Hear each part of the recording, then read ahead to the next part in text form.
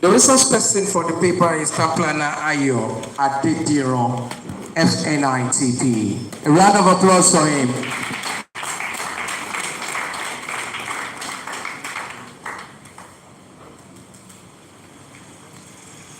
You are having 30 minutes for the paper presentation.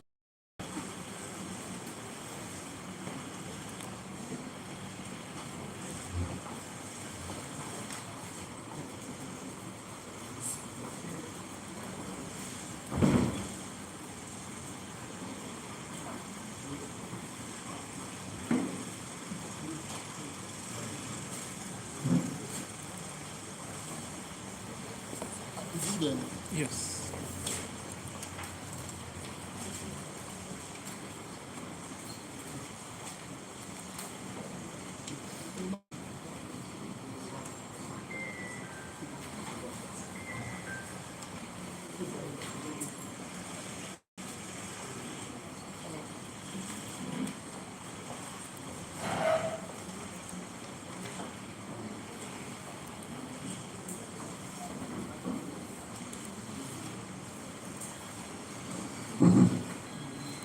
Good afternoon. The chairman of this session, chairman of the state chapter of NITP, and the executive fellows here present, ladies and gentlemen. When we say paper, I don't think I have papers to present, but because it is workshop, we are going to walk through the topic given to me for discussion. But before I proceed further, I want to socially recognize my own mother here, Pamplana, Mrs. I don't know whether she's now Chief Olumi. I really want to recognize her because I started my professional career under her in faraway Kaduna Polytechnic. Madam, good afternoon. I will say that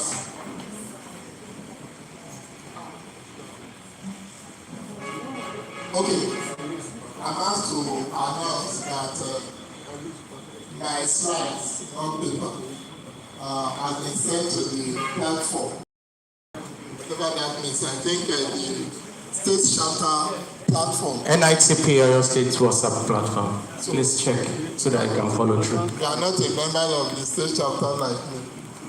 You look at the. Thank you very much. I want to first of all appreciate the organizers of this particular workshop for the honor given me to come and speak to you. Now we are going to really have effective planning service delivery, and I think I'm not taking it for granted. I want to say thank you. And then if they give me this topic and there is nobody to talk to here in the hall, it means nothing will be happening. So I want to thank all of you for also creating time, even though you're supposed to be either worshiping the Ifa or Egigun today. You are all here looking at how we can improve our noble profession. So thank you very much. The topic in particular, because Prof has talked extensively on promoting professionalism and effective town planning service delivery. When the topic, my own topic was given to me, was baffling over it, saying promoting the public image of NITP, expectations from the leadership and the followership. And you see that I'm not an Harvard graduate, neither am I from the business school, to come here and be talking to you on this topic. But again, I think you are looking for my trouble, my way of the little years I've spent in the practice, and then the perception. Because when it will be as if we have assumed that our image is not to the standard we expect, and therefore we are looking at how we can improve on it. And how we can improve on it means the perception of our clients, the public, and those who consume our products or those who need our services are concerned about our image. And therefore we are going outside the realm of technicalities of planning to talk majorly about managing our image. And therefore I will welcome you to let us flow together. Workshop, we all will be participating in it. So my first slide is to just look at the totality of town planning as very, very essential. And whether you are talking about planning at rural or urban or town or whatever level, it is focusing on the well-being of the people. It is well-being of the people in terms of comfort, in terms of their economy, life, their physical environment, all that we have been talking about in our life. Because it is when you organize the space, human habitation, promoting orderliness, safety, functional settlement, healthy living, that you will be talking of, oh, I'm comfortable. That does not mean I'm saying people are not hungry. Even when you plan very well, you can still see some people protesting because of hunger. But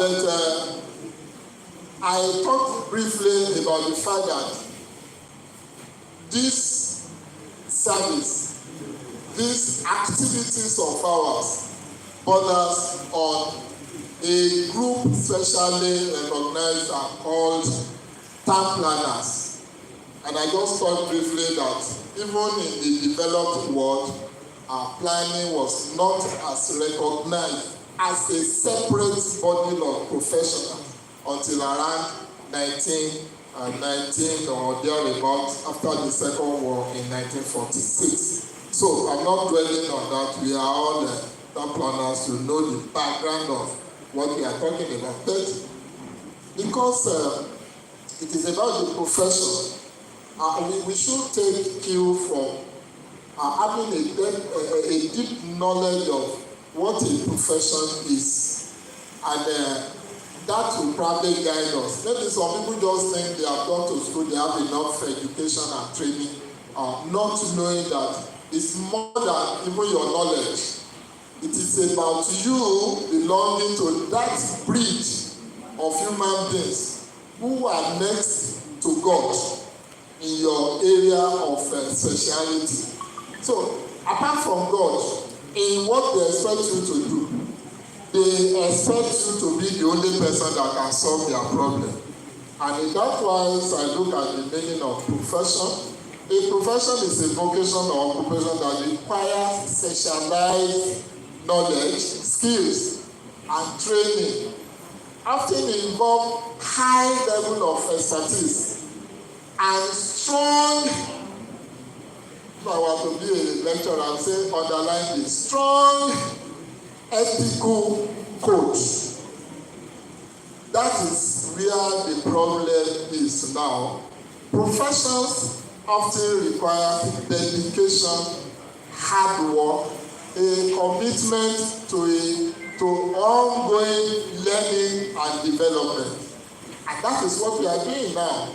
We didn't assume, even Prof has to get out of his citadel, ivory tower, to come and also learn with us. So we have to continuously be learning and develop ourselves. And then what are the characteristics? As mentioned, you must have specialized knowledge, you must be an expert, you must be able to stand on your own, either as a group or as individual. And then you must be also have allegiance to the ethics of that profession. Service is very important, and at times you have to be certified. So it's not for you to say I have PhD in urban and regional planning. Top rank has to say you are proper and fit to be called time planner, and you must belong to a professional association. And that is why we have NITP or your state chapter. I will not go to the depth of what makes you a town planner. I think the top rank makes you a town planner. And if you are not registered as a town planner, you cannot practice as a town planner. Our objectives as Nigerian Institute of Town Planners, they are very clear. And we all know it. Advancing town planning in Nigeria. So all over Nigeria, you are free to also make sure that you start to prove, to tell the whole world that this is your profession and you must be able to defend it. I mean, it baffles me at times when I see some people talking about planning and they cannot really tell us what planners do. Many of us thought, or we are thinking, or we tend to look at, and that is where the problem comes. And we look at the development control aspect of planning, because that is what most of us can relate to, and that is not true. And the dissemination of town planning information, Doctor was talking about data and some other things the other time. The establishment and enforcement of a code of professional practice and conduct. Once upon a time, I was chairman of ethics and professional conduct at the national level. You don't even report fractions in the course of our practice. So what are we going to enforce when people are misbehaving in the practice of our profession? We realize this is a problem. And then the welfare of members. I think we should be sure that we are taking care of that. Now, the crux of the matter, what is the perception of the public perception of urban and regional planning? Are you and I proud to say, if I meet you in the public realm, that I want to introduce myself, and can I proudly say I'm a town planner? And come to think of it, what would an ordinary person, a layman in the public, think about when I introduce myself, I'm a town planner? Will it not be like a policeman on the road there, telling the public, I'm a town planner?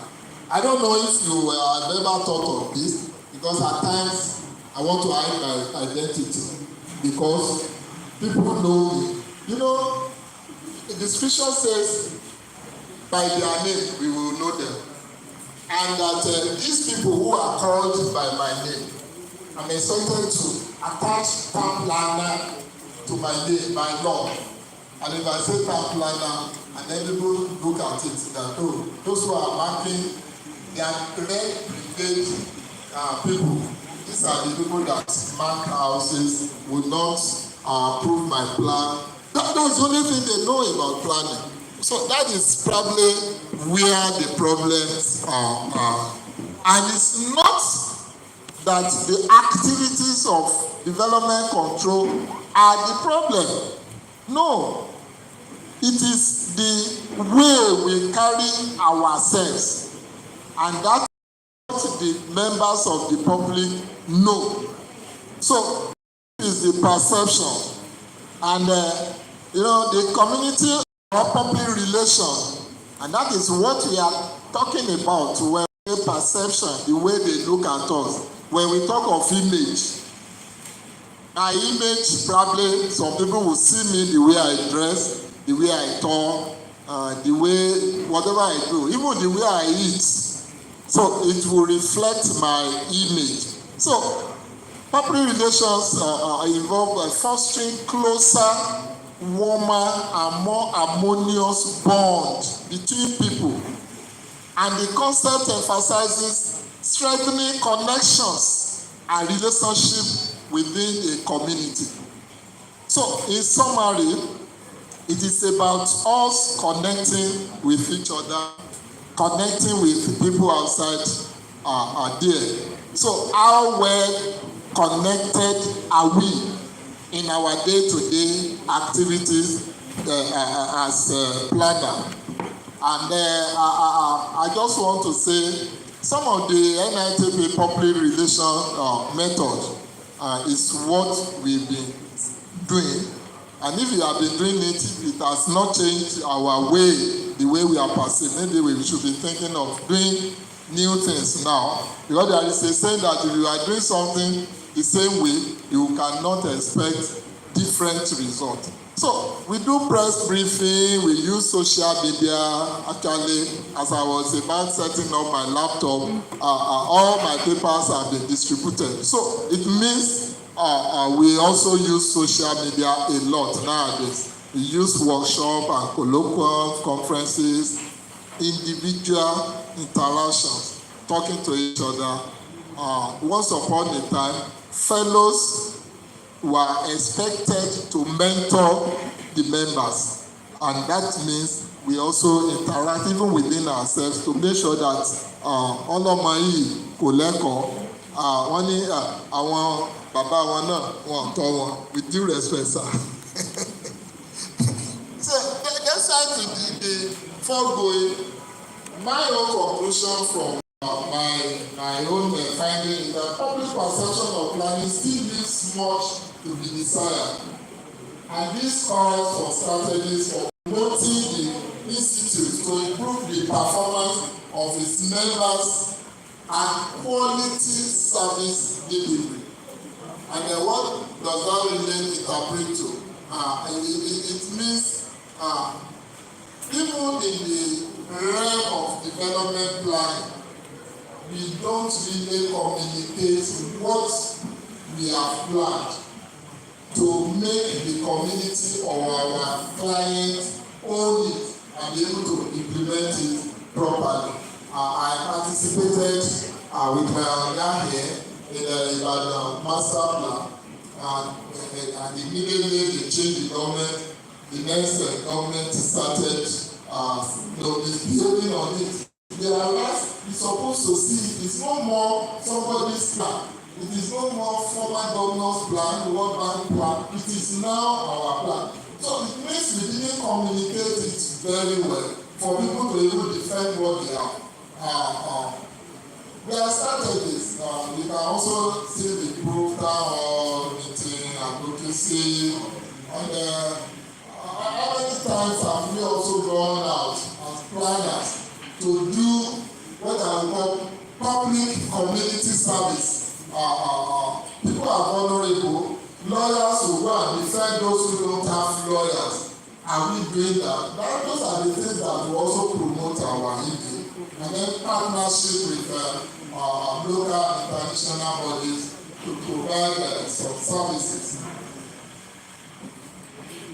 The benefit of good image, because we are talking of good image, and when we are talking of good image, some people don't really care as long as their bank account is becoming fatter and fatter every day. So they look at success of the profession from the angle of personal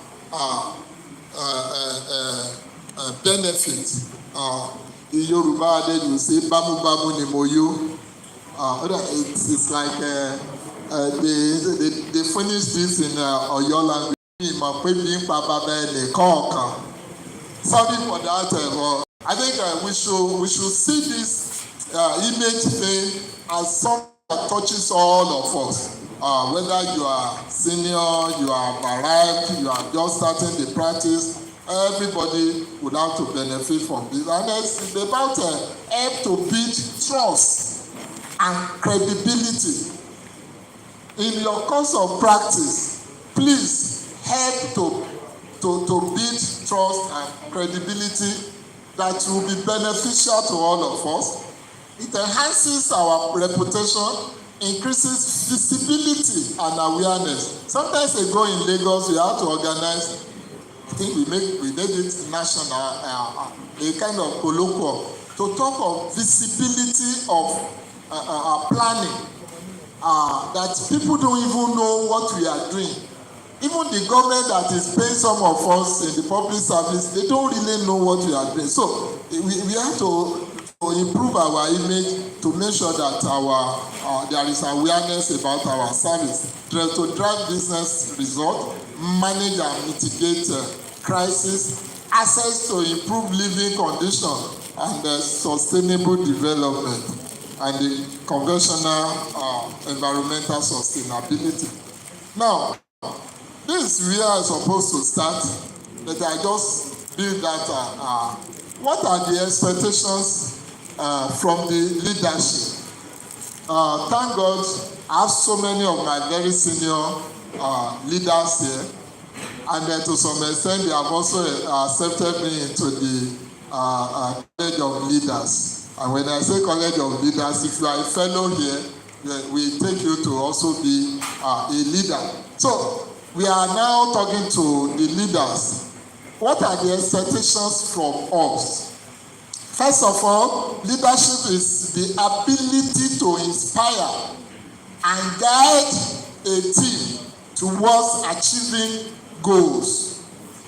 It involves behaviors that align direction, execute plans, and renew an organization. The most important here is that we should, by our conduct, by our activities, by our practice, be able to guide either individuals or group of people to achieve defined goal.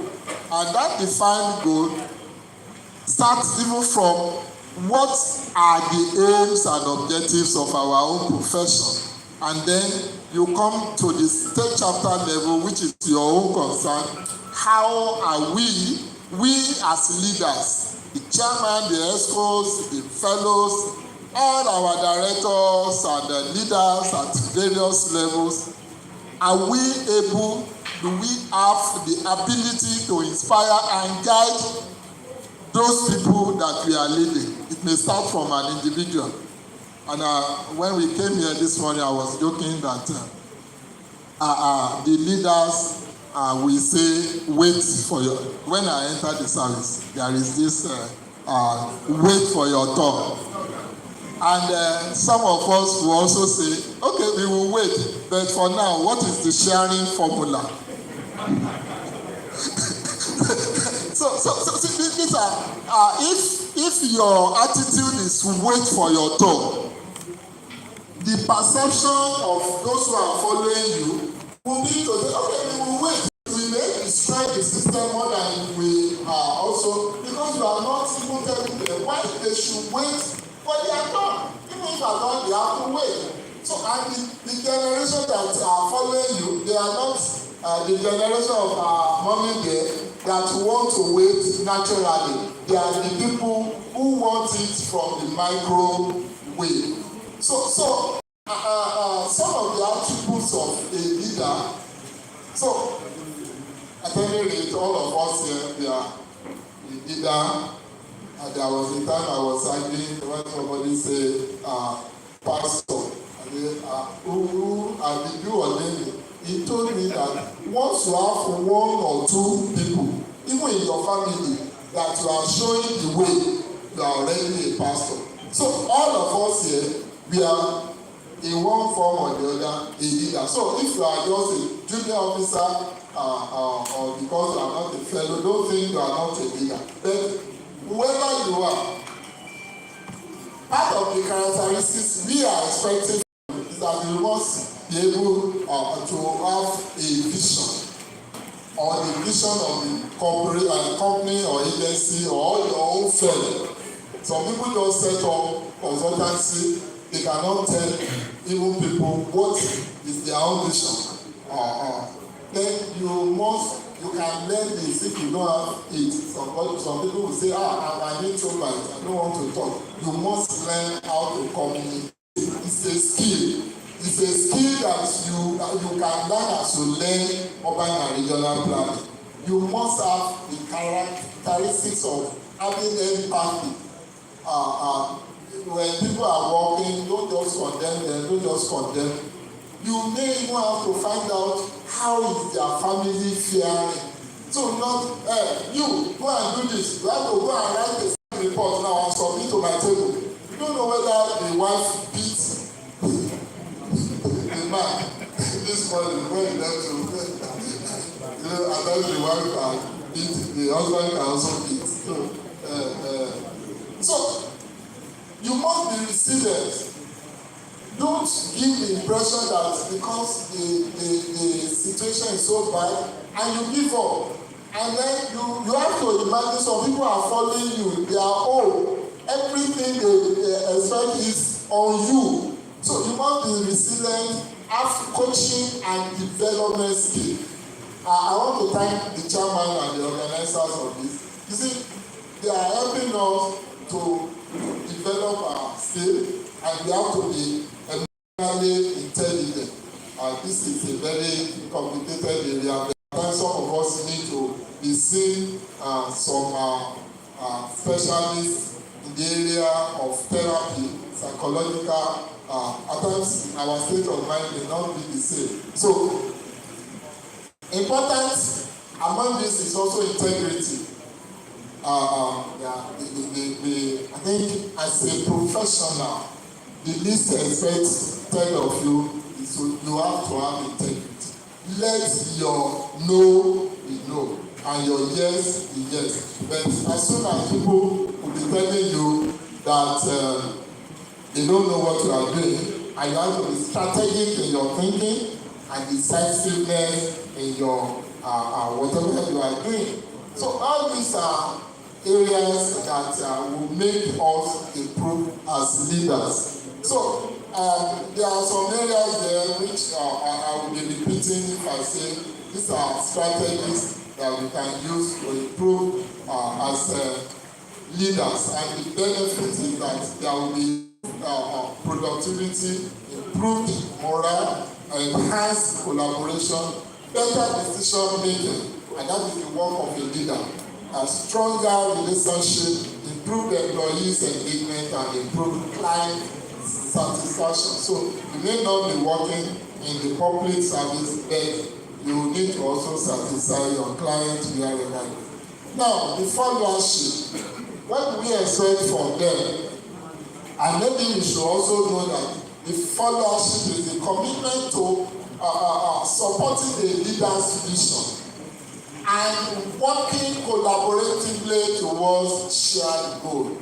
It involves active participation and contribution to the team's success, not blind obedience, not blind. I'm very sorry, I'm also a public servant. Most of us as public servants, with due respect, we obey blindly, and you shouldn't be doing that as a follower. Even in the military, if they give you a legal order, you have the right to refuse. So we expect the followers to support and empower their leader. Take initiative and ownership. And what does that mean? The leader is not only in science, is not all knowing. So you as follower, you can also bring a proposal and without remaining good. Communicate openly and honestly. Discussing your leader at his back and be maligning him. Embrace change. The leader wants to have change, and if you resist, you want to do it the way you have been doing it before. I see one of our elderly member here told us that we have to move faster in even our data collection. We don't take a map to the field again. Embrace change and adaptability, demonstrate loyalty and commitment, provide constructive feedback. So you have to also be communicating your boss to tell him, respect and trust your leader. All of us should respect. The leader may not be as intelligent as you expect him to be, he may not be as exposed, but still respect him. And when you want to correct him, you correct him without being rude, and embody the organization's value and culture. So these are what I expect all our followers. I know most of us, even those of us calling ourselves elders or fellows, we still follow some people. So you have to respect them. Self-awareness, emotional intelligence, active listening, empathy and understanding, flexibility and adaptability, and so on and so forth are the characteristics we expect from our followers. And again, these are things that are repeated, because I know that time is not our friend. Part of it is that we have used what is supposed to be used now, so I don't want to also. So I'm concluding by saying urban planners are vital to sustainable city and community development. And public perception of the profession needs improvement. We all agree. Leadership within NITP plays a key role in enhancing the institute's image, and strategic and timely actions are necessary to improve the professional's reputation and service delivery. I will leave you with this video, which I want to play, if I can get it done here. And I don't know if you can play it on your own device. I think it's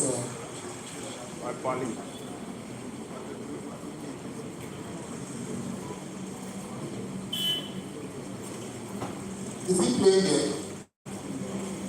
No.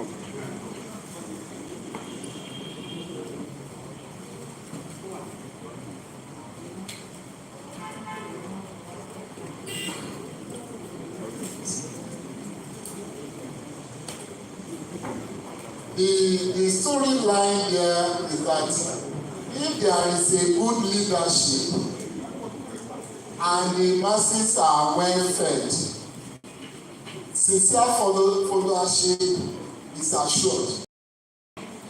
And you see the animal there, he knows what to do because it is well fed, and he carefully follows even the rule without anybody shouting upon him. It needs no persuasion or force to understand what its master wants. Ladies and gentlemen, thank you very much for listening to me and for the beautiful acceptance. I'm impressed. Before I hand over to the discussants, I think civil servants here will support me on this motion that we should call for a review of the general order, since I want to query my directives from my gas. So probably if I'm able to do that, we'll be able to do some things in a different way. Over to the discussant.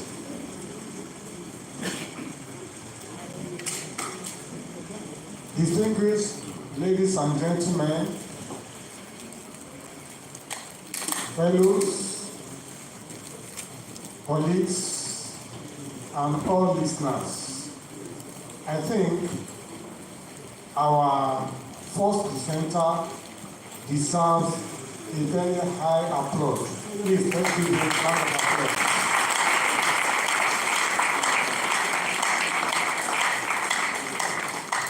There is no doubt that he has done justice to the topic he discussed with us. Based on what we all listen to from his message, from his presentation, we have seen the need for the professionals to understand their profession and so to be able to deliver effectively the services that they are supposed to render to the public. And so, as I mentioned, he has done justice to the topic, even starting with what the lead presenter, our chairman, did, which was followed up by the presenter. We can see two important terms in this topic we are discussing in this workshop. And these terms are professionalism. And the second term is effective town planning service delivery. Town planning service delivery. It is important for us to know that there is high expectation from the public of what we're supposed to do. How do I mean? When there is an odor on the traffic and we see the Okada riders, the Marwa riders, as well as the micro drivers, the way they park at our bus stops, such that they will disturb other road users. The people will start to ask, was there planning at all as to where these traffic users are supposed to use and the conduct they're supposed to have in the public, so that we don't disturb ourselves unnecessarily? That is a town planning service, proper transportation planning. We see that in our markets, when you plan the markets, so many shops you plan, you discover that all those shops that are located behind the first row, those that were allocated will leave their shop and come to the front, and so they jump pack the front. And the people will start to ask, was there planning of this market at all before it started to operate? If I start to look at all those things that are supposed to be our service delivery, that were not there, and people start to ask, do we have planners? As also mentioned by the presenter,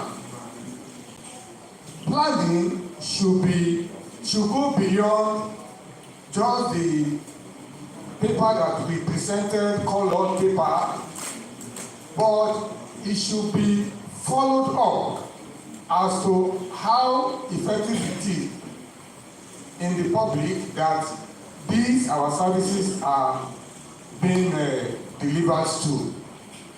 So we thank you, our presenter, for the paper. The first thing he mentioned was that of a perception. Distinguished planners, what is the image that people have of us? What is the perception of people to planners? Generally speaking, we are not among those that they liked because of wrong perception.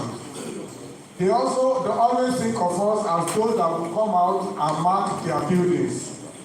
Probably when you mark their buildings, it has some meanings. The first marking is saying, we have seen you. The second marking is saying, we are expecting you.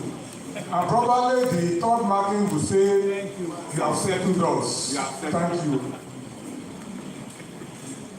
But is that town planning service?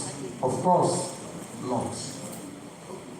So our perceptions need to be reshaped so that people will have a better perception of us. Not only the public, the government itself. I've never seen many of our past governments that have good perception about planners. Even when they want to start their government and they come up with their plans, manifesto or whatever you call it, most of their manifestos, if you study it very well, it has a lot of physical planning implication. But they will never consult you to ask for your contribution so that they will be able to perform well. And that is why whenever they want to cite their projects, you are not contacted, you just see them citing projects wrongfully. And at the end of their 4-year tenure, these projects become useless because it has no necessary physical planning input. The government itself does not have good perception about us. How do we want to change it? That is the essence of this workshop. We have been told all supposed to be the characters or characteristics of a planner or planning firm that is delivering services. Let us take note of all those important points that our lecturer has mentioned. And he has also dealt extensively with our understanding the objectives of planning. If we don't understand the objectives of planning, that is providing services that will be sustainable, that is not for today but also for the future. If you don't think about it very well, I doubt whether our services will be very, very relevant to the public. We need to take note of that. That is understanding of our objectives. He mentioned that we have the vision and objective at the national level, which we should be able to interpret at the state level. And therefore, this should influence our service delivery. We also had in telling us of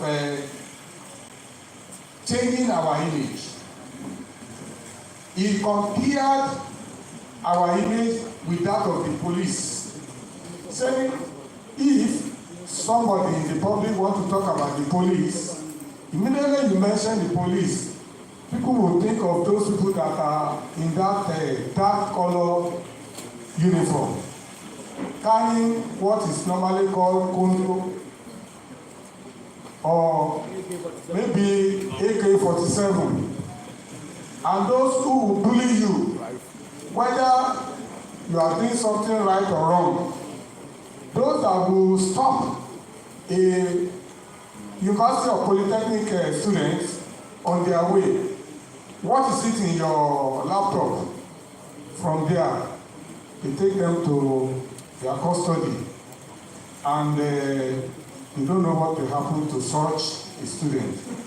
Thank God for the NSAS protest that stopped all those activities that are making the public to be fearful because of the police. They are not saying that is for the police, but what about the town planners?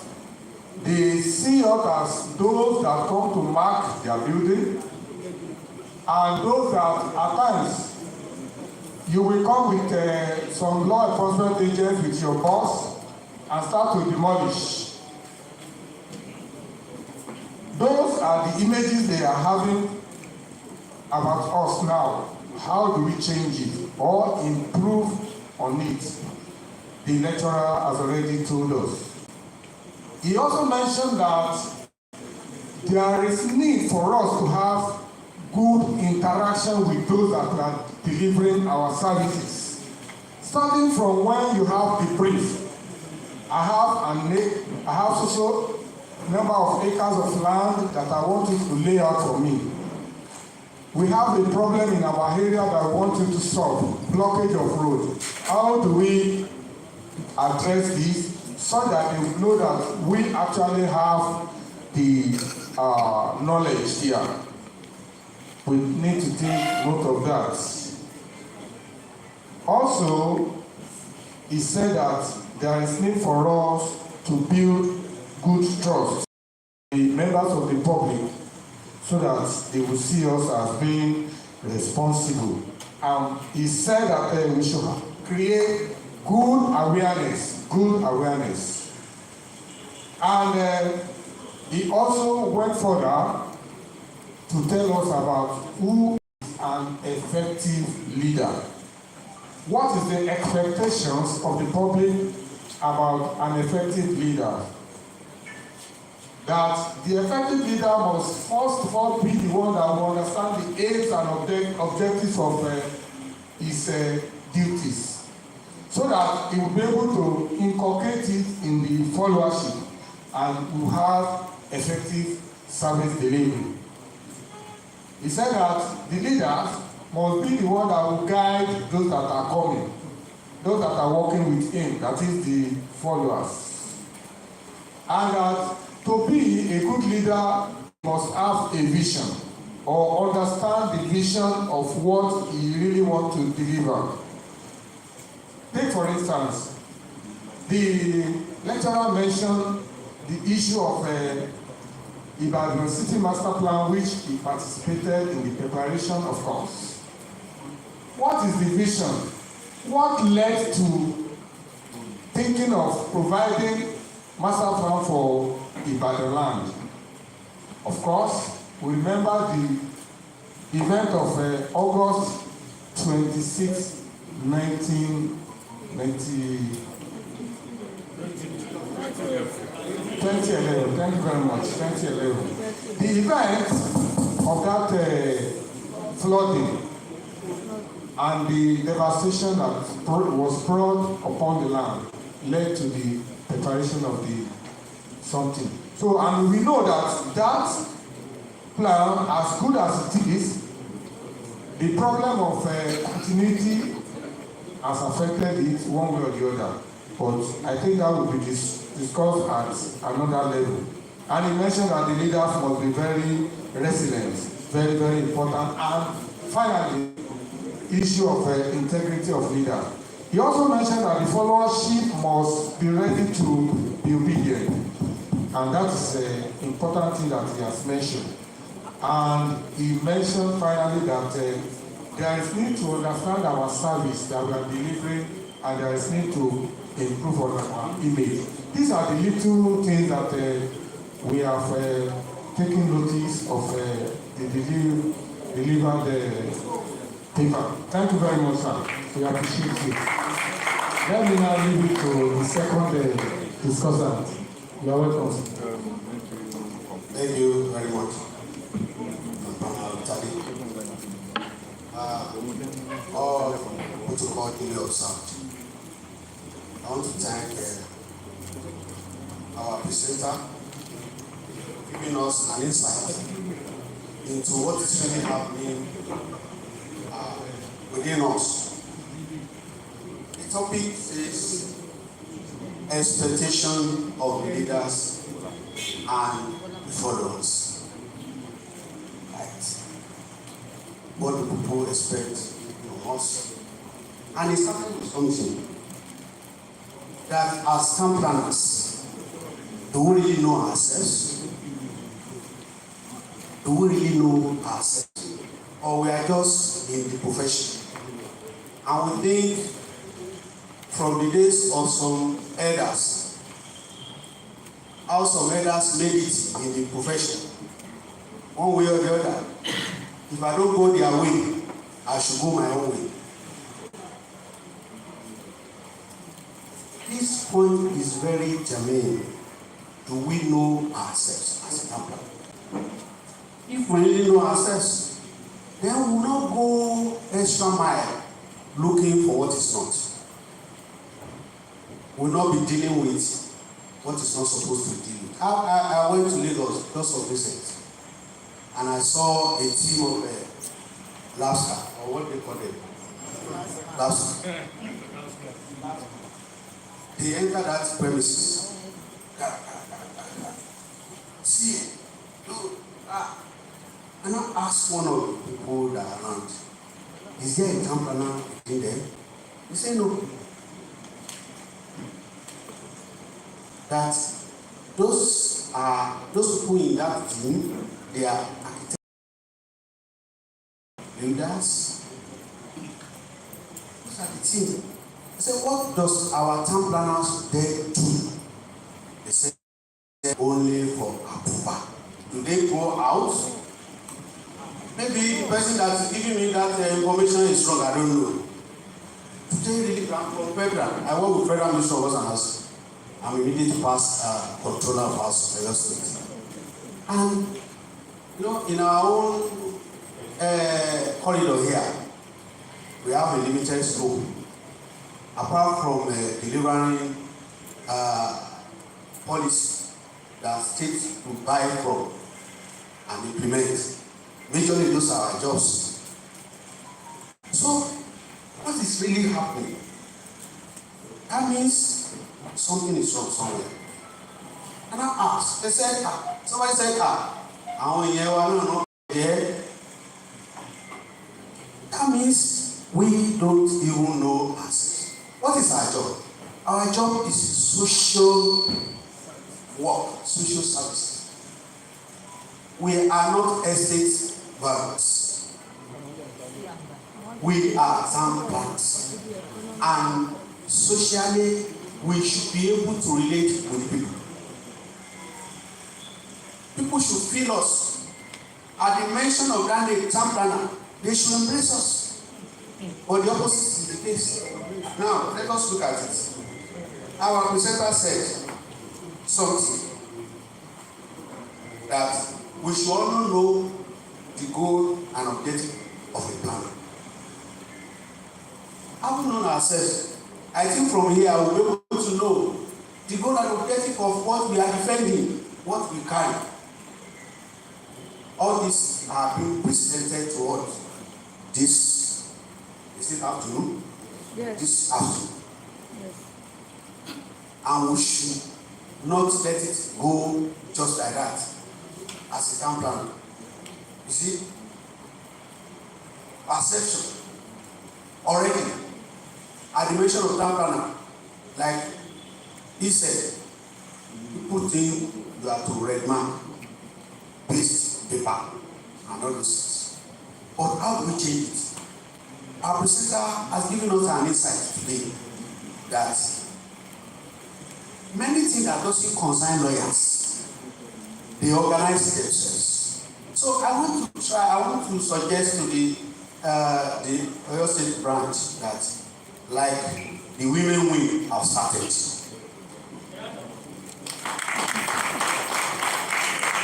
Please, let us do it. Even if it doesn't concern us at all, let's go out. Let's blow our trumpet. Our presenter said it. Let us blow our trumpet. Let them know why we are in the public. And our purpose is not to mark their building. I've been a site officer of one of our estates since 1993. And I retired just 2 months ago. And Ogbomoso, anybody from Ogbomoso here that is living in our estate will hear the name Bola and embrace the name. Reason being that I will not fight. There was a time somebody built his fence encroaching on another property. He himself said, please let us remove it. because he knows the onus of what he has done. He knows the result. That man happened to be a permanent secretary of Water Corporation. So, what am I saying in this sense? When people know us well, we cannot be doing development control and say people will know us. It's not enough. Let us earmark another program like this.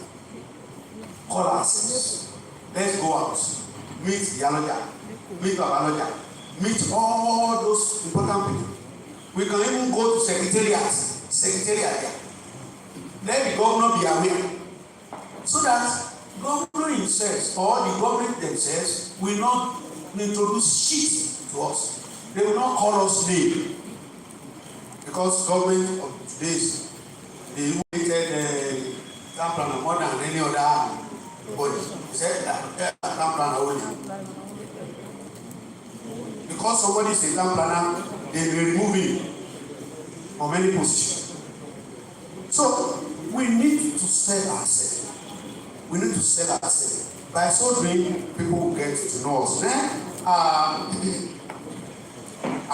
leaders. Our presenter said, our leaders used to say, wait for your own turn. That one is not even, doesn't kill it again. Kill at sight, kill it. I know that, that's the Lord already say, we'll take everything. You are saying. So, the leaders should not think, wait for your own turn. No. Let us do it together. Let us do that slogan. What is the sharing honor? Thank you. And the followers. The followers. Please, don't let us look down upon our leaders. It's not done. It's not done. You see, Mama Ruli was there, and the man here called me, come, Mama, come. I think that's how it's supposed to extend to our local level. It's not that to be panicking that Oga is coming. No, it's because you have done something wrong. That's why you said Oga is coming. So, how do we do it? So that the image will change. What people expect from the leaders and the followers will be a thing that will be sweet for everybody to swallow. Thank you.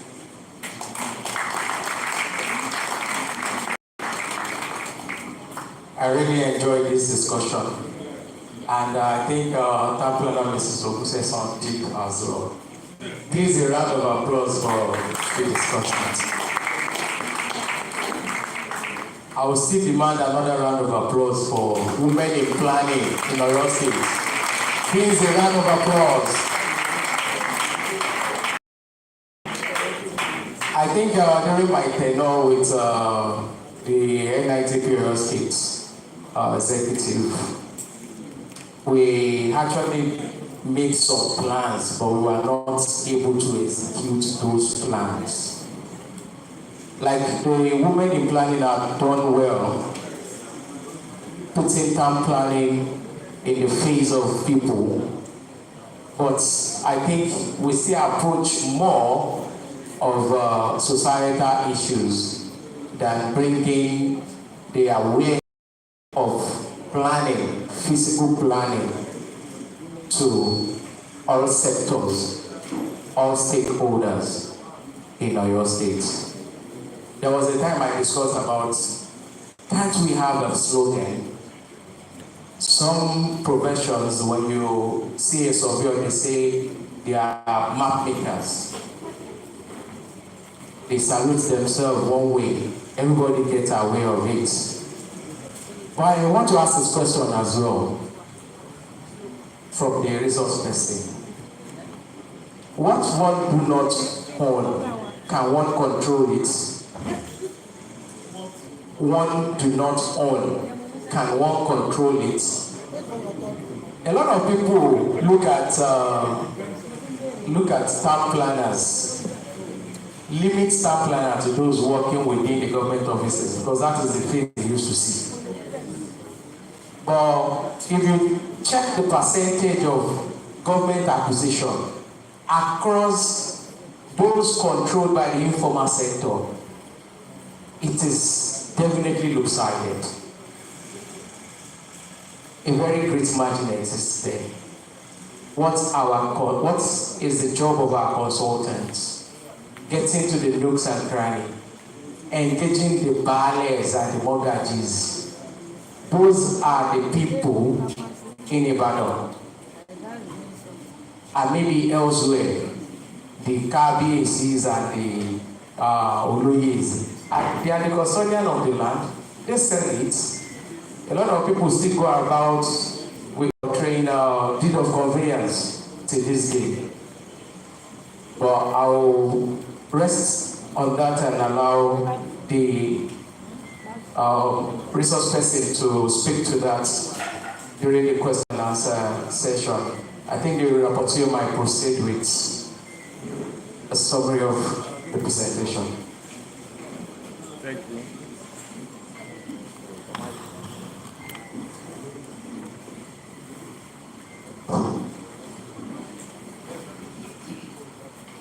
Thank you for the opportunity. I want to start with this thing. I want to first of all thank our father, for giving us this an eye-opener, because the topic rather affect all of us, and it goes to us promoting public image of NIT. Expectations from the leadership as well as the followership. Well, it started by asking us what is NIT and what is the image of NIT. He explained to us. Then we went further and gave us some definitions of town planning and the purpose why town planning. And he made us to know that town planning or urban planning is focusing on the well-being of the people, comfort, safety, economic, physical environment, functionalities, settlement agreement, and the likes. Now move on to the profession. What is a profession? He gave us what a profession is, what is expected from a professional, and what are the characteristics of the profession. And he made it known that for you to be a professional, then you must have a specialized knowledge. You must be grounded in what you are passing over. And part of the characteristics are specialized knowledge, standing alone with a specific group or individual, allegiance to the profession, codes and ethics, that means the rules and regulations of the profession. You must follow to the letter. Then certification by a professional, that is what makes you a professional. And by NITP and corporate standard, corporate makes us the company. Why NITP is the association. But now, he gave us objectives of town planning and what town planners do, our expectations from the people, and our expectation to our society. Now, the image, the perception of town planning itself, how do people look at us, what is in the mind of our clients when they hear town planning, when they heard our name, what do they think of? Yes, benchmarking and the likes, development control. Yes, but there are other aspects of town planning which involve community relation, social services and the likes, which we need to really look into. Then he went further to tell us, and he got us to go for town hall meeting, community services, advocacy planning, partnership, and local and international interactions with some other bodies and the likes. He said town planning should be visible, and we create awareness which is the aspect of publicity about town plan. He now went further and told us the leadership ability. What is leadership and what is followership? And he gave us the characteristics of a leader as part of a visionary. You should have a vision. You should have empathy over his followers. You should be emotional. You should have integrity. It doesn't need to be taken out, and you should communicate to the followers from time to time. And what are the benefits of a leader is to have a good decision making, improved satisfaction, and so on. And what is the expectation of the follower? Support and empower the leader. Embrace change, communicate as well, remain loyal, and be flexible in whatever you do with the leader. And those are what our daddy has actually discussed with us, which I believe it is very key in moving forward as a town planner. Thank you. Thank you for the brevity. Questions and answers. Any question?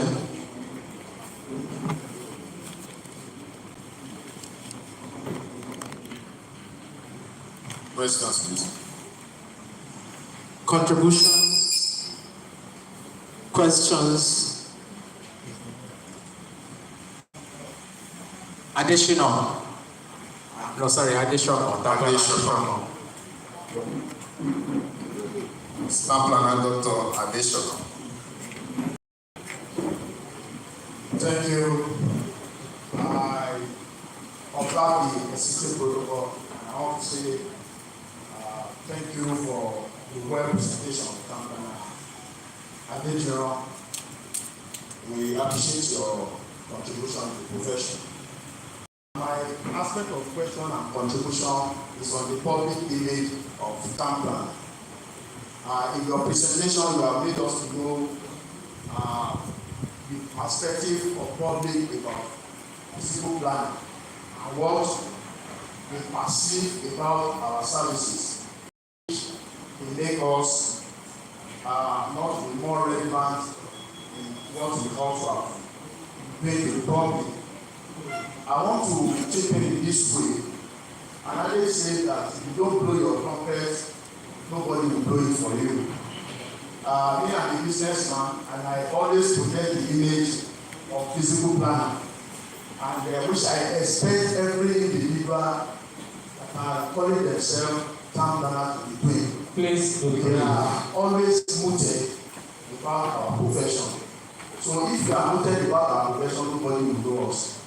My aspect of question is on the other profession, example like surveying and geomancy, they are practicing with their practitioners. They often display their signboard. Everybody knows that there are existing practitioners of surveyors. I always wonder why practicing town planner doesn't have a common signboard like that of estate surveyor and town planner and the land surveyor.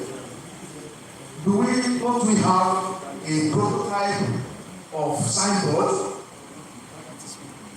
where the corporate and NITP logo will be and the company of a consultant will be, whereby you have an office, you're able to display your signboard of professionalism.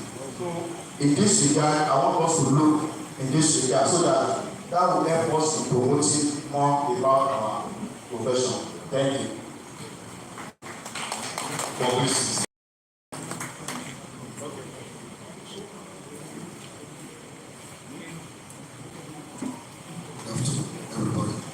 Please ensure brevity. My name is I'm standing on the city photo.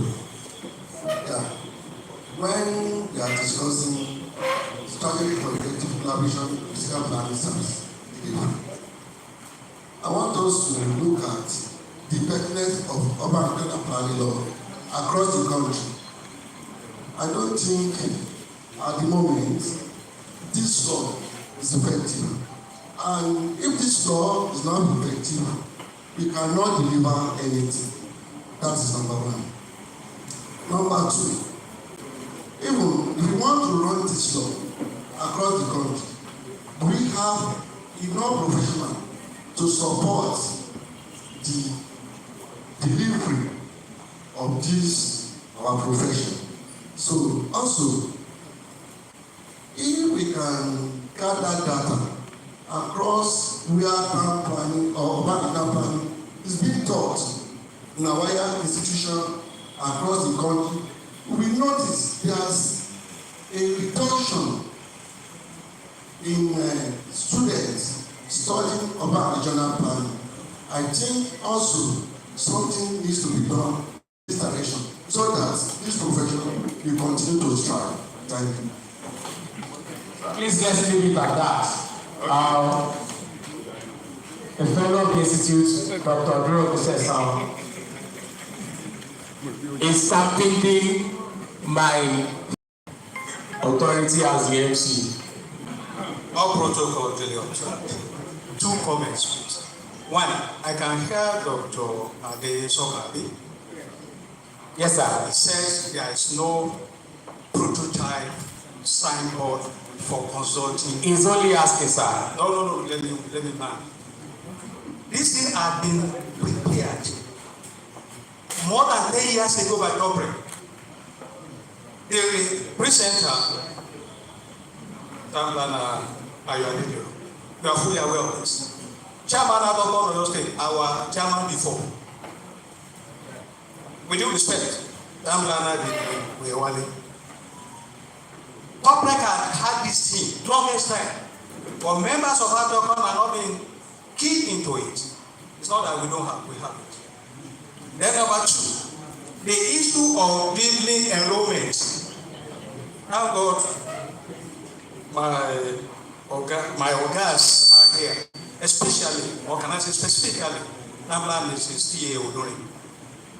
When I was the secretary of the exam board, Mr. Odori observed that what our colleagues, those sitting for 800 level exams then, especially regional planning, what they are bringing or what they are doing, especially in the area of maps and plan presentation, is not, I think it's nothing to write home about. Mr. Only call attention of the exam board to that issue, and that's by then I have to put up a memo, and it was approved that our colleagues teaching studio design in all institutions across Nigeria, we have a workshop, 2 days workshop at Federal University of Technology, Minna. Then we find out that geography should be made compulsory. Thank God Professor Laye Kujobi is here. Then I think Professor Kujobi was then Vice President Tobrek, or President Tobrek then, 2012. And the comments or the complaints of our colleagues across institutions then was that geography should not be made compulsory and things like that because it will reduce the enrollment. I'm sorry, with due respect, I don't want to mention names, but I know a very senior colleague from LAUTECH joined the race then. And about 2-3 months ago, this issue of geography was again brought to platform. I think the College of Fellows platform, when people were discussing it. That it's better because there have been length of geography teachers in secondary school. And council, that is corporate, perhaps with NITP anyway, should come up with another position. Because it was after that workshop at MENA that we put up a paper from the exam board to the council when the NITP council had a meeting in Owerri in 2013. That geography should be made compulsory, and it was approved by Tobrek. But today, it has been another thing again. I won't mention specifically, but I went for an accreditation. One of the schools, Polytechnic schools in the Southwest, I think about three weeks ago.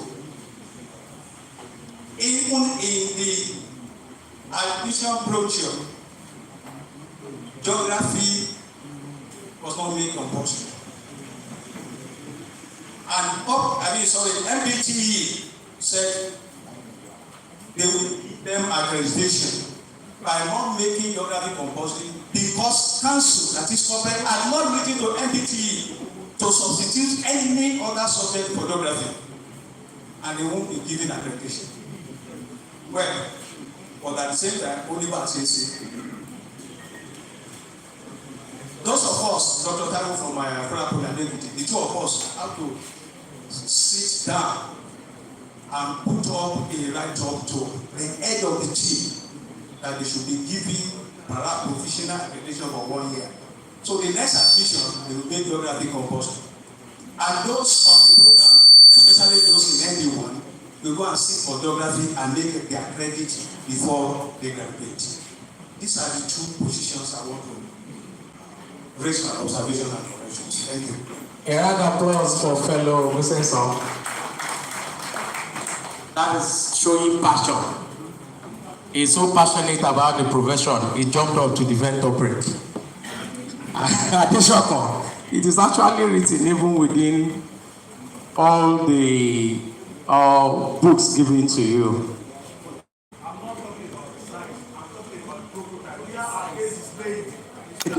There is, you approach the secretariat for that. But the guest speaker would like to say a thing or two in the next moment. Thank you very much.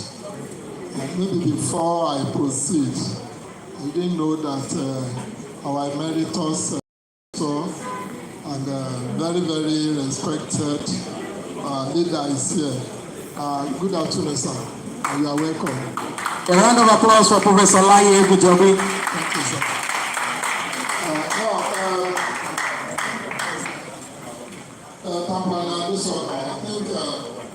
I think I agree with you that we should blow it loudly so that our voice will be heard and it will be counted among professionals that have honor. Thank you very much for that. For the issue of advertisements and signboard, I know it is regulated by top rank in the professional practice. Many of us probably did not even reach it because some of us are just got out of public service, it just went straight. No pupillage, no agree with Tabala Adeleke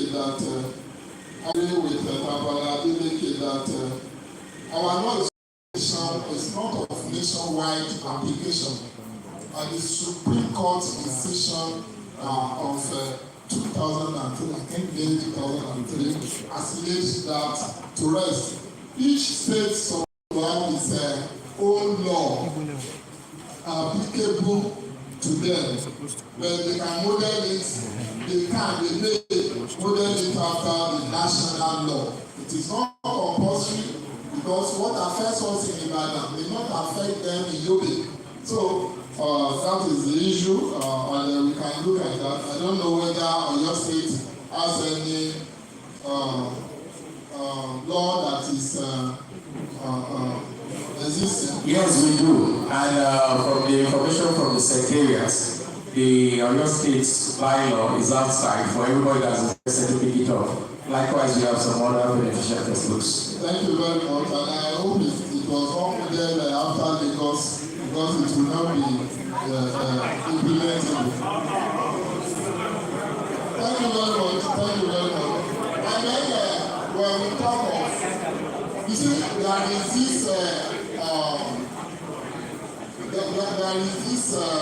what I would call misnomer. We don't have enough people practicing or being employed to practice. We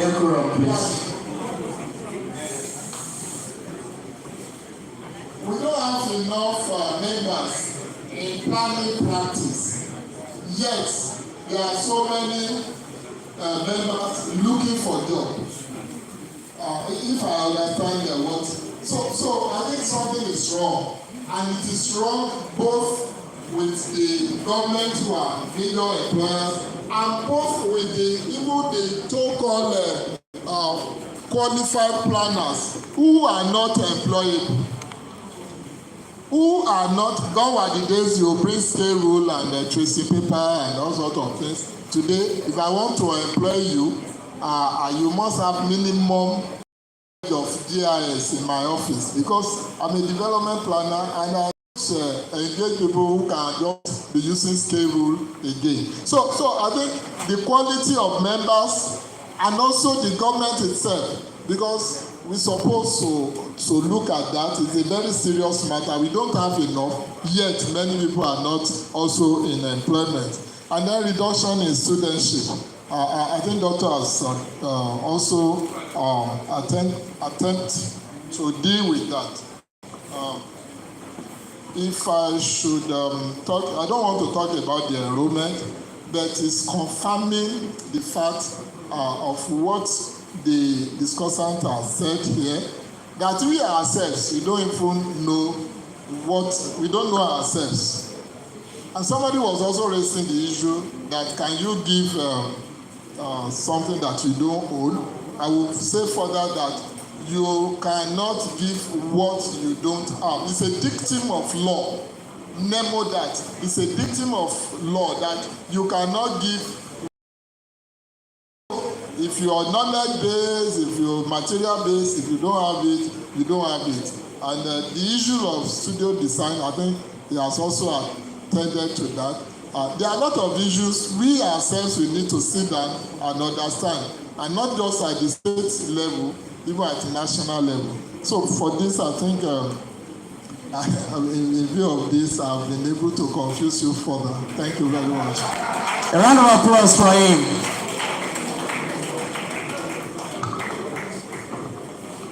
Thank you, the MC. I need to give these two important information. Number one, that Oyo State have law that we are practicing now. I disagree with you. The last one we had was the one signed by the former governor Ajimobi. The present government have already revoked it.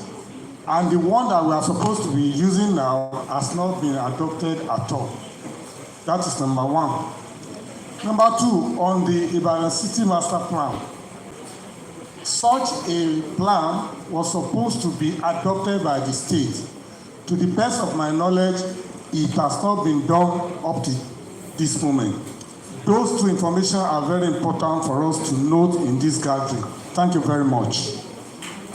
Thank you. Let's proceed immediately to the next speaker, if you are not so fatigued. Do we need to stretch our leg or we should proceed?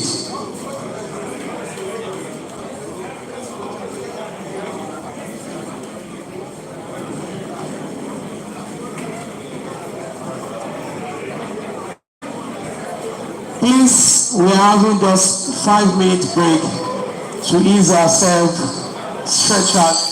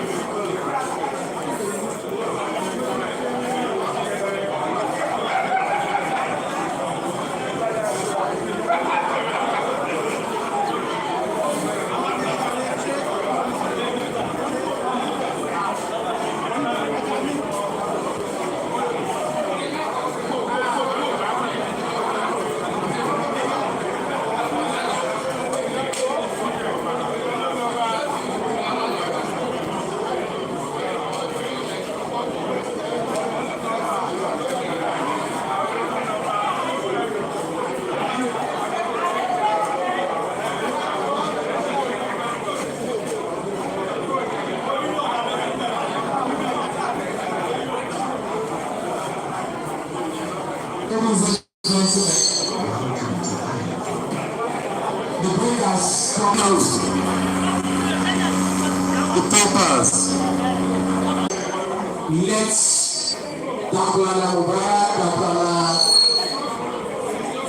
Okebusayo, Daplana Debijalaba,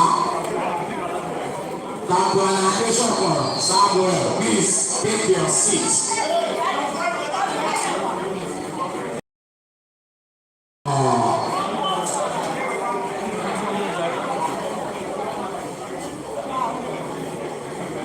Bàbá kéèyàn mọ̀ wá bá àwọn ẹgbẹ́ rẹ̀ bí lọ, àrífín ìwà pọ̀ bí.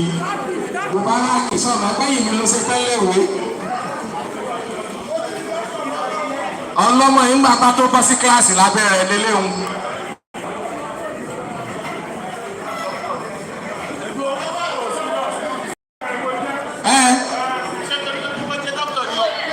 Ní kíni? Ìdè kíláàsì náà. Èyí tí ìwọ yàrá kàwé. Ẹjọ́ torí ọlọ́ àwọn dókítà ìgbẹ́ ti wá pọ̀ jù wọ́n fi ń dẹ́rù bàbá báyìí o.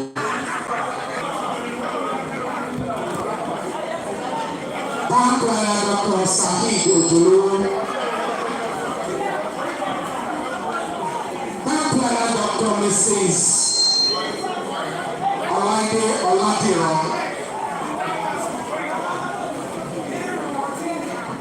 Please you may proceed to your seats at the foot of the high table.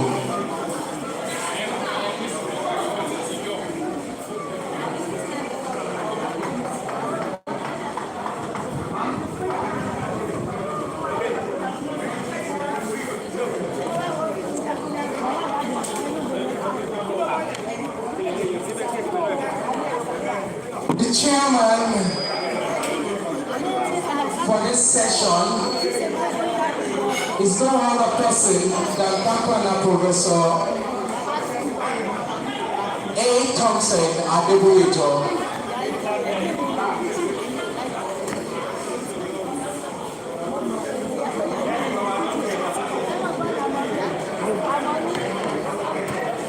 Please let's reconvene and observe decorum.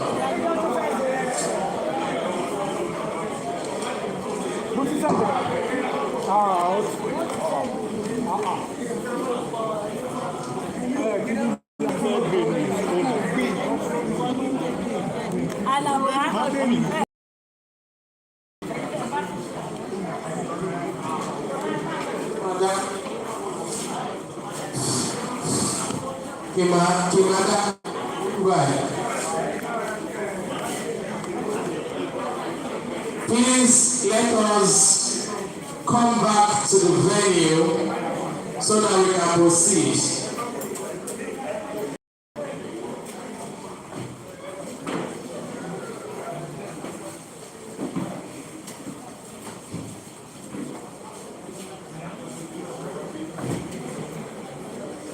Workshop Planning Committee.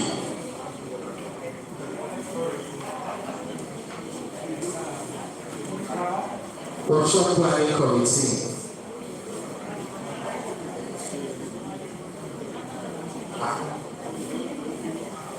Thank you. Where is the tea for the break?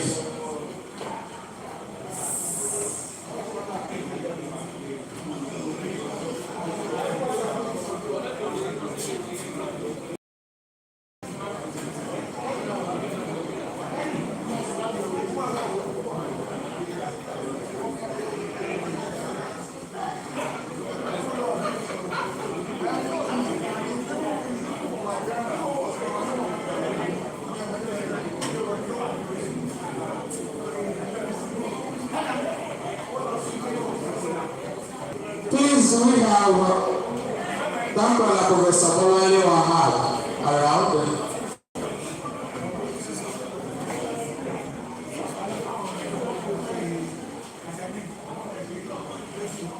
In his absence, please, do we have anybody representing him?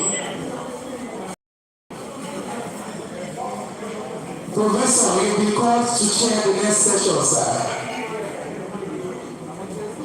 Professor A.T. Adeboyejo, an eminent scholar, Assistant Professor of Planning, the source from which we drank from in our days.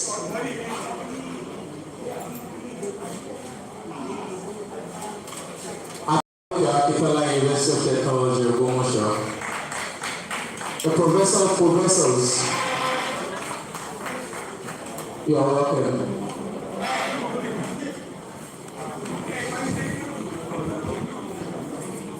The rapporteur for this session will be Town Planner Adechare Jacob.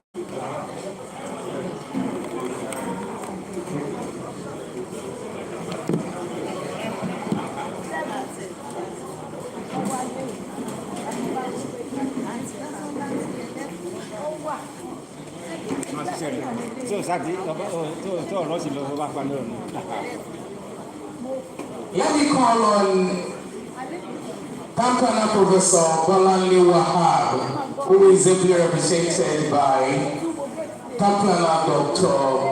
Olusegun Falola. Please, you may proceed.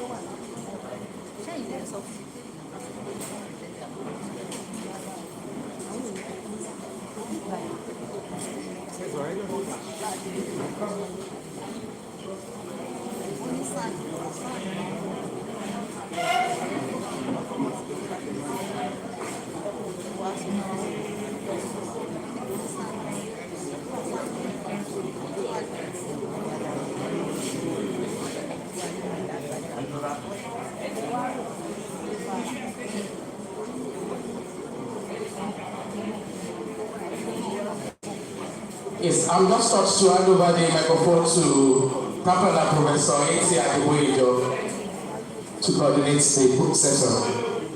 Thank you very much, Mr. Chairman. Without wasting much time, I think we should go straight to the presentation. And I call on the paper presenter,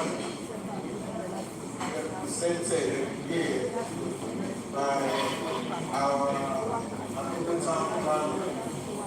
Please, name Olusegun Falola, thank you very much.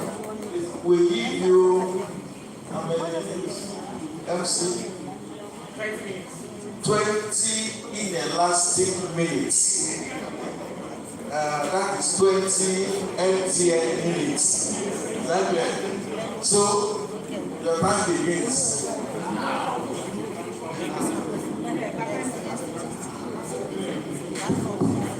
Thank you so much for this opportunity, sir. I'm here standing in the shoes of my academic father, Pampana Professor Bolanle Wahab. It is a great honor and privilege, which I'm not taking for granted, to be here today. And this particular presentation we will link to me presenting on this behalf. The topic before us is lived experience of professionals, elders' perspective. In that ladder, I'm not an elder. I am a toddler. I still have a long ways to go. But by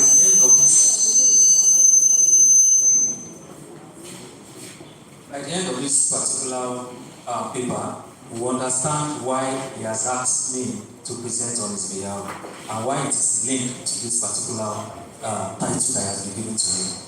Now, I'm going to read. I will go straight to the. Okay, let me talk about the presentation structure because now I know that I have 20 minutes. From the introduction, I'm going to start with preamble, which is not solicited, but I have to do it. Then go to the. I'm going to skip the next 3 aspects because the previous presenters have actually touched them. Talking about the profession and professional, this was conceptual clarification. It has been dealt with, so I don't need to talk more about that. Then planning practice and challenges in Nigeria, both the discussants of previous sessions and the presenters have also touched that, so I will also skip that. Then the emergence of professionalism in physical planning, we have also mentioned that in the past, there's no point in repeating it. So I have 20 minutes to focus on the last 2 aspects. The lived experience of professionals, perhaps perspective, and perhaps reflections on planning practice. Then I'm going to read this the way it is written inside the paper. The preamble. The invitation sent to Town Planner Professor Bolade Wahab by the Executive Committee of the National Institute of Town Planners of the State Chapter to speak to this distinguished participant at this capacity building workshop is duly acknowledged. It is indeed a great honor for him to be so invited by an association for which he has great passion and unalloyed loyalty and has served for over 40 years. He is delighted to be invited by this great association of professional physical and environmental planners to chronicle his experiences in the urban Nigerian planning profession. However, as part of his long-standing intergenerational knowledge transfer and mentorship approach used in his teaching, research and practice, he has invited 2 of his mentees, Town Planner Dr. Bayonle Akinola and Town Planner Dr. Olusegun Falola, to jointly prepare and deliver this paper. We therefore crave the indulgence of the organizers and other professional colleagues for this certification. Thank you. Now, straight to the point. Town Planner Wahab is a seasoned professional with over 4 decades in urban Nigerian planning. And by the time you link the fact that he has been linked to town planning of someone that has higher knowledge, that is going to transfer that knowledge to someone that is yet to have that particular knowledge. I want to mention something today which I don't want to forget, something that is risky to break the chain of mentorship. Some people did it early, thinking that they have reached a particular level. But there are some things I learned from Professor Ebujobi, who taught my HOD at school undergraduate days. Most of the professors there, he also taught them. I saw that he's still mentoring me. Some broke that chain of mentorship early, and they failed to learn some things, which I personally have learned today. It will take, it is invaluable, and it is difficult for me to even to acquire it with money. These are things, so I want us to gain something today that whoever is in front can have new dresses more than elders, but we cannot have dresses up to them. I don't want to say it in Yoruba, but I want to ọmọdé mi láṣọ bí àgbà ṣùgbọ́n kò ní lé kìsà bí àgbà. Thank you. So now, Professor Wahal's experience is extensive. Yes, we all agree with me because I believe the majority of people here know him very well. Now, the journey from his studentship to professorship is not one, with challenges, with lessons learned, and with things that he believe that upcoming planners, including even the old ones, can actually learn from. Now, the rich experience of invaluable insights, sustainable and inclusive planning is experience that relates to how planning can actually be made more sustainable and more inclusive. His academic journey, right from the Polytechnic to Elliott Ward University. Polytechnic, he had his diploma there, and from the University of Edinburgh, he had his master's and PhD in urban design. So now, his transition from Polytechnic to university is another story entirely. And his career progression progression from where you started from lecturer 3, the polytechnic, to the road to of chief lecturer in the polytechnic, then move to the University of Ibadan, and to the position of professorship. These are aspects that he has learned and is trying to share and give back to him. Significant leadership role. He has held many leadership roles. Head of the department, both at Polytechnic and University of Ibadan, director of campus at the Polytechnic, the dean of faculty, the coordinator of the Just Select Program at CSDF for Student Development. He has supervised over 130 master students and over and 7 PhD candidates have successfully completed their programs under his mentorship and tutelage. Now, we have professional affiliations and contributions. It's applicable to a lot. Polytechnic Ibadan, yes, in the past, University of Ibadan. And when you talk about the profession, NITP, Campus Education Council, all these are where it's well affiliated and very holding active position. Now, we are held many positions such as the Accreditation Committee for top grade currently, then contributions to your state of Nigerian board in the past. And importance of mentorship in Bolanle Wahab's career. In the early years, there is this ENEG consortium. He was mentored under the mentorship of Chancellor J. Eniola of blessed memory and Chancellor Professor Emeritus Professor Nigerian. He said in his book that he was hijacked the moment he came back from Nottingham by Professor Nigerian. He newly set up firm where he was able to do many things that I will try and go through. In 1984, besides TIMMAS Consulting Company, also of Professor Nigerian, he learned a lot and he also had the opportunity for the first time to mentor his own students. He said he was able to mentor his first set of students, mentees. Dr. Duro Ucheson, the next presenter, as part of the people that he was previous first mentor.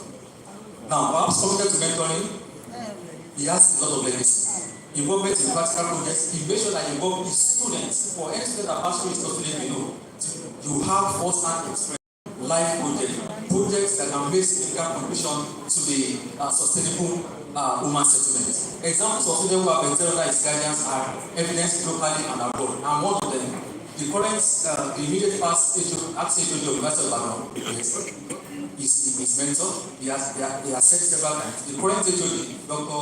Odunowo, is also one of his mentees that he has is proud to visit.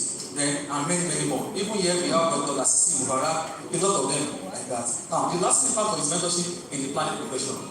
The implication is that it's not just mentoring, it's mentoring leaders that can actually that can take on the mantle when the elders are leaving it. It's not just mentoring, it's mentoring them to the position of leadership. That is why some positions he has held in the past, his own mentees are the one holding them today. That's a big achievement that wants both the elders and the young ones to learn. Now, the last part of mentorship on the question is he has emphasized and practicalized the concept of academic-based community engagement, ACE, to bridge theory and practice. What is saying that? There's always a particular saying that theory is different from practice. But from his own teaching style, he has been able to marry the two together. Don't forget that, I will come to that later. Now, perhaps advocacy for integrating environmental, social, and economic consideration into planning. If you look at his key areas of research interest and contribution to knowledge, you can discover that he has actually bridged the gap between environmental, social, and economic sustainability. Now, for instance, his research into pollution and waste management can be enshrined under environmental dimension of sustainability. And when you talk about social dimension, you can talk about his contribution to indigenous knowledge system. When you talk about the economic dimension of sustainability, you can say that his works in informality and legality in human settlements can be enshrined about that particular one. And his publications, his contributions, his lectures over the years has always been emphasizing how to make planning profession more sustainable. Now, perhaps stands on the importance of participatory planning for sustainable urban development. That's also enshrined in his previous works and contribution to knowledge in various ways. Now, roles of traditional and indigenous knowledge. In all his contributions over the years, he has emphasized this, and people, even in his dressing, his appearance, it is when he speaks that you now discover that, oh, so this man is not just local, he's both local and international. He has just decided to emphasize because he's not a global man. Now, over the annals of foreign models, in local responsibility, he has always been saying this. Like, just like previous president, I will not spend much on it because previous president has actually mentioned it. That we rely on the foreign models of planning, foreign models of planning law, foreign models of planning practice, and we are trying to impose it and not acclimatizing it to our own peculiarities. Now, while advocacy for the is what emulating, like I said, in dressing, in practice, in conduct, in everything, he has exemplified it. He has lived by action what he has taught in the classroom. The benefits of indigenous knowledge in creating sustainable and culturally relevant urban design. This is also an area where he has emphasized writing and in his practice. Now, intergenerational knowledge transfer. The importance of passing on knowledge to the next generation of planners is one of the core values that Professor Wahab has actually displayed over the years. He places premium on these aspects of life generally, and he has also introduced it into the planning profession. The way he respects elders, the way he gives the younger ones respect and regard is worthy of emulation. I'm a living witness of that, and I've experienced that. Now, Wahab's approach to involvement in real world project, there is no project he has never undertaken that one of the students at least will not be involved. Because I've never seen since I know him. I've never. Now, he also, when he talked about challenges in knowledge transfer due to rapid change and environmental technology, he also acknowledged this.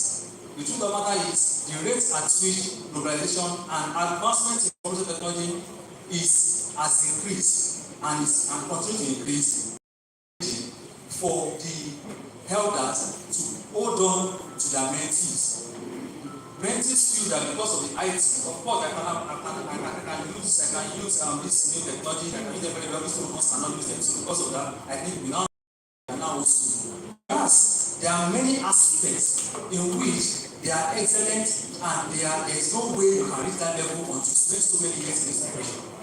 And I want, especially the younger ones, to learn this from today, that for no reason ever should you think that because of something new that you have learned, opposite because of the advancement in technology and new you now know more than the others. There is a place of elders and there is a reason why they are called elders. And there are several things you can learn if you, like Professor Wahab's particular slogan, Gorijuru, that is the word. That Gorijuru, I will not say more than that. Now, reflections on planning practice. 5 reflections I'm going to talk about it from extracted from the old paper that has been uploaded on the platform. Now, the first one, challenges of foreign planning models and lack of public acceptability of planning products. Our profession is in the public image, which is being passed across based on our products. What's our product? The environment. The environment is doing automatically what our town planners do. Building collapse, what our town planners doing. A lot have been said about that in previous ones. I don't want to spend more time on that. Now, the need for dynamic curricula in planning education. This is the reason why we have low patronage in planning school today. We have not sat down to reach a common goal on how to go ahead, and we have to be proactive. The world is changing. Planners, the planning profession must change. Even as the world is changing, we must change and not go. It's because we have been slow in changing. That is why we are witnessing this particular crisis. And as planners, planning is about the future. It's about being proactive. That's the essence of planning, which we are expected to do. Now, the impact of political factors on planning decisions. Yes, like I used to say, we are just advisors. I started an example for 400 level and 20 level IT students last week when they were defending. They asked that particular question. And my answer to them is just simple. We are just like sickle in the hand of the harvester. Harvester is the government. We planner, we are the sickle. You can decide to pluck the ripe one.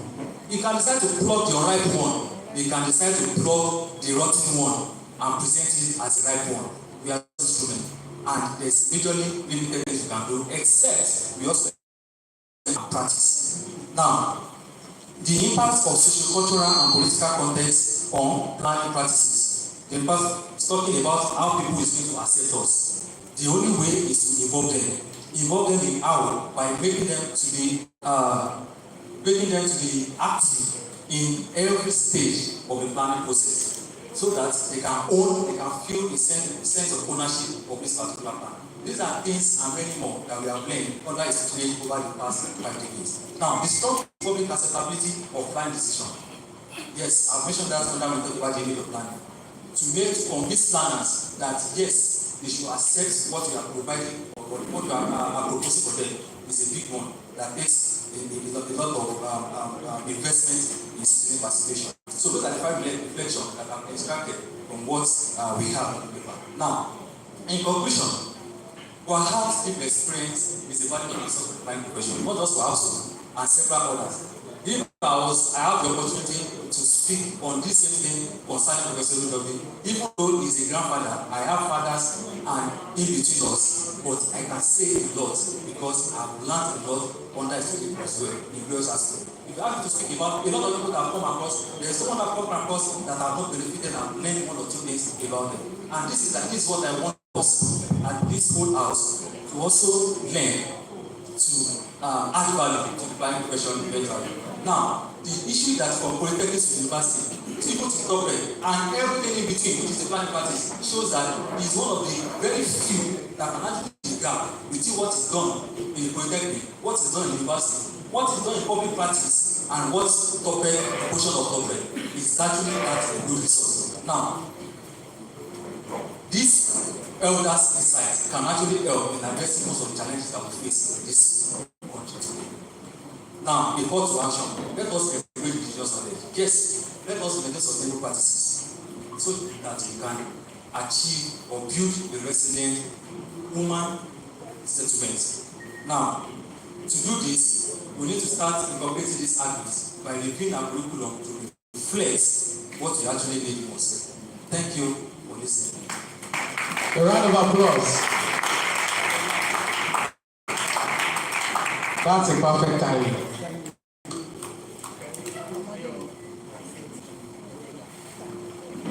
Thank you very much. There is a popular saying in Yoruba that Omotiki Mobile. Agree with me. This is another imagine Professor Wahab. So thank you for the juicy presentation. I have not been discussing it. I will have going to present another paper. So we have a discussion here. Luckily, it's only one of the 2 that is seated. So I will give her 5 minutes to discuss the paper. Then I will add my own comments briefly. Thank you. Thank you, sir. I want to stand on the existing protocol. I'm very, very opportune is concerned over the issue whereby we are trying to extract the work, how far does Professor Wahab happen to be one of his mentees right from the Polytechnic Ibadan. He nearly supervised my project then before he traveled out of the country. But when I got to the University of Ibadan, he happened to be my supervisor. So the issue of mentee and mentor was really straight from this paper. And when I finished from the University of Ibadan, I nearly forget anything about the academics. But by the time I started, I prefer to proceed, I was asked to go and look for another my mentor. I looked down and I browsed, and only Professor Wahab that I can find. And I went back to him. He said, "Any logo, you have come back again." I said, "I didn't even know." He said, "I told you, you have to proceed." And was able to refer me for my PhD program. I still say salute to him. Now to the paper, I was trying to restrain his activities concerning the profession.